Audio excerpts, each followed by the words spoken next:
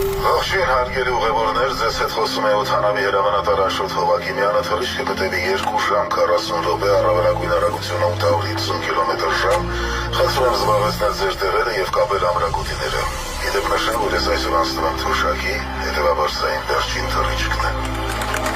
Որպես օդաչու աշխատում եմ շուրջ 25 տարի։ Իմ իրականացված թռիչքների արդյունքում բազմաթիվ մարզիկներ աշխարհի տարբեր ծայրերում բարձրացրել են մեր հայկական դրոշը։